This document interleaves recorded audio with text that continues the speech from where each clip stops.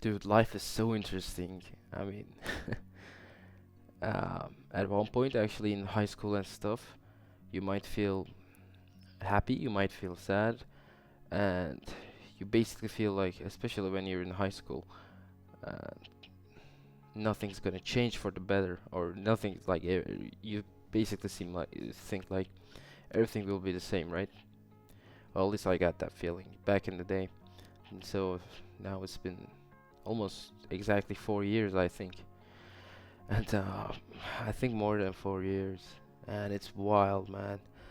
I feel like I'm growing old in not growing old, growing actually, because the things that I stressed about, or the things that made me happy, are not constantly changing. But when I look like a year passes, months pass, and I feel like I realize, shockingly actually, my taste changed in some way.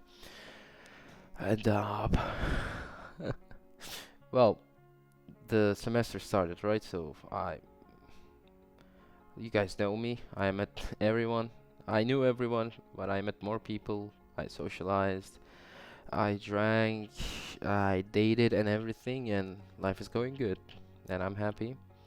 And it's like 12:30, and I couldn't sleep, and I just put some music and I opened a bottle of Smirnoff, and yeah, I'm enjoying myself. I'm actually waiting to sleep, but yeah,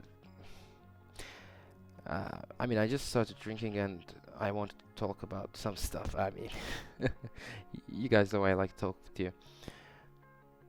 There are a couple of things that I'm obsessed about these days, which is really interesting actually because I play so many games, listen so many albums, so many books and everything, and I think that impresses me. I think that makes me obsessed even like that's a fucking rare thing. But there are two things actually that I'm obsessing about, that I've been obsessed about for a while now, like more than 5 6 months, and those are two books basically, which I talked about one of them, Blood Meridian, but who cares? I want to talk about it more.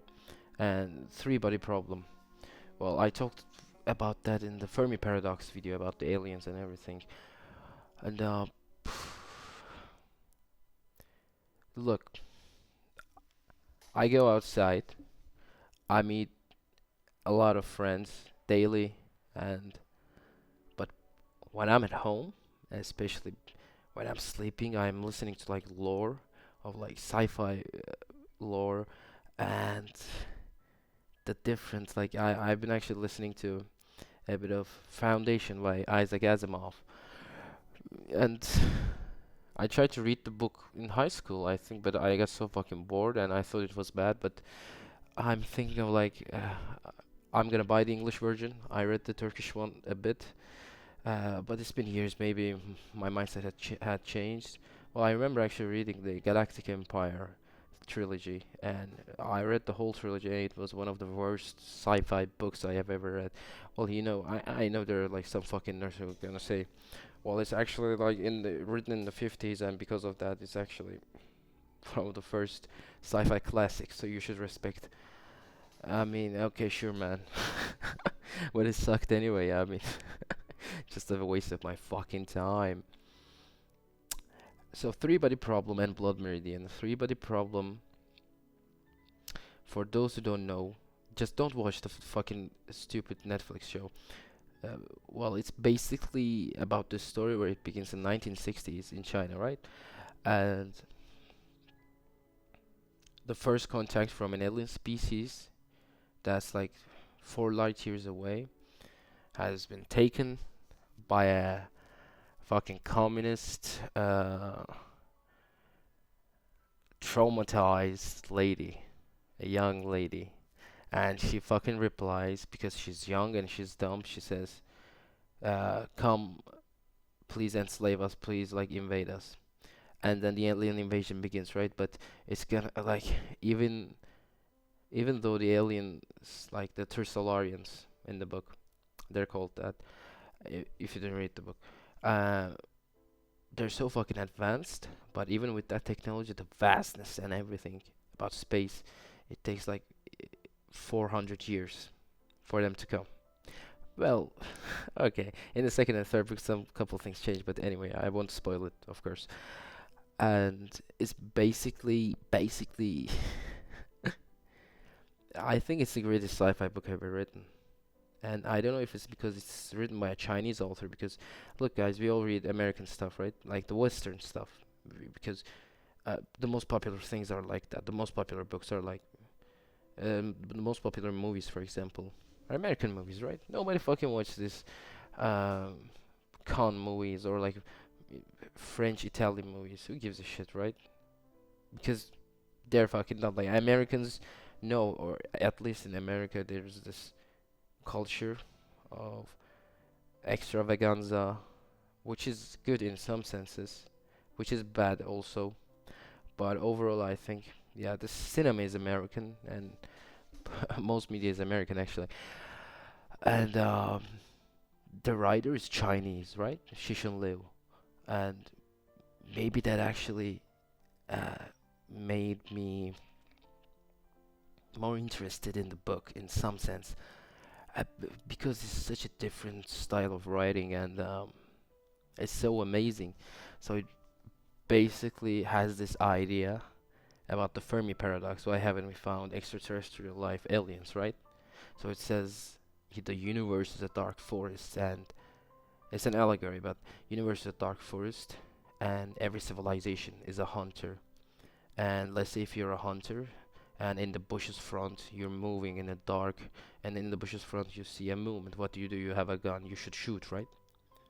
Because you don't know what's out there actually. It might be good, but it might be bad. But even there's if there's a 1% chance that if the other side is hostile, you'll get fucked in the ass, right, bro? And that's just the basic idea of why we haven't found uh, the aliens, right? The Fermi paradox. It fixes it basically. Well, it can't be proven. Well, it can be proven, but it can't be proven that easily, actually. So just I don't know. There are like the because why I'm obsessed about this book is like there are a couple things like that as well, especially in the third book and like the end of the second book, which I still actually read about. I read it 3 times or 2 times. I listened to audiobook once, and it affected me so much because compared to everything else, it actually I think the reason why I love these two books is Blood Meridian and Three Body Problem series. Personally, they affected me so much because they were actually not answering, let's say, but they were actually talking about and they were focused about these two main questions, like the meaning of life and like are there intelligent life in the universe. They were actually the two most profound books that I found that were focusing on this shit actually. And yeah, it's probably because of that. And the Blood Meridian situation is crazy as well. Like this summer actually I discovered the book, and I read it 2 times. I listened to the audiobook more than once, and yeah, I want to read it. I actually started reading it for the third time, but yeah, started to listen to it. Let's say when I'm sleeping, actually, like always open Blood Meridian, and like I try to find some not wisdom, but try to actually understand more about the book and discover it. Because yeah, look, it's basically this story about these American scalp hunters who are actually hunting Native Americans in Mexico, which is fucked up. But the thing that's so interesting is the philosophy and the characters in it. For some reason, it affects you so much, and it seems like I'm not the only one, right? Blood Meridian is like some people fucking say, Reddit people. Those guys fucking say it's probably like the greatest American novel ever written. Well, I haven't read that many. Like I haven't read all the American classics, but I mean it's better than Catcher in the Rye. It's better than fucking Mice and Men and like those boring shit. I mean, of course, it's better than John Steinbeck and everyone. Well, I haven't read Ulysses actually. I don't know if it's better than James Joyce, so but it's surely top there, like with the Dostoevsky, Tolstoy. I won't say Kafka because I fucking hate Kafka. It's so bad. Like, dude, if you're fucking reading Kafka, you should like, come on, bro. You should just fucking slap yourself in the face. I mean, if you're actually enjoying Kafka, you're basically one of those guys who actually heard Kafka is good and then started saying, "Oh, Kafka is great," because Kafka is not fucking great. It's so boring. Look, well, those books are not entertainment, let's say, not entertainment only. But here's the thing: if you're not getting any enjoyment out of a book, I mean that's a bad book. I'm not saying the only thing is entertainment, but it should be able to actually captivate you in some sense, because otherwise you won't be interested, and if you're not interested, you won't actually find anything profound or actually explore it more deeply, right? So, for example, Dostoevsky. I mean, it's fucking boring, but the guy is a fucking psychologist. I mean, like the characters and everything is great, and that actually takes care of that boringness in some sense because now you're actually interested in his perspective about like or actually the details of the characters and their interaction and how real they are. So that makes it a bit fun. So if there's no fun like Kafka and everything, yeah, guys, I don't care. I don't care what you guys fucking think.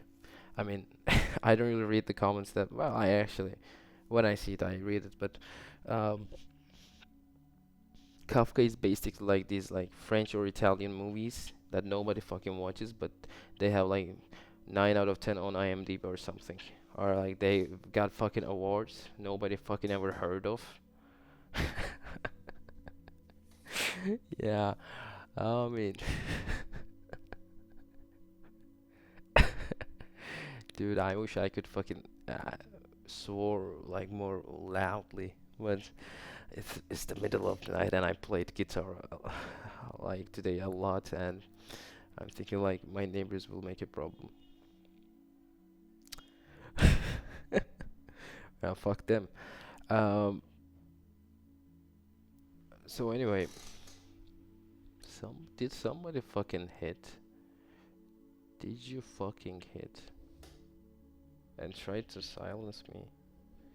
Right, I'm gonna go talk with my neighbors and start a fucking fight. Uh, yeah, take care, guys. See ya.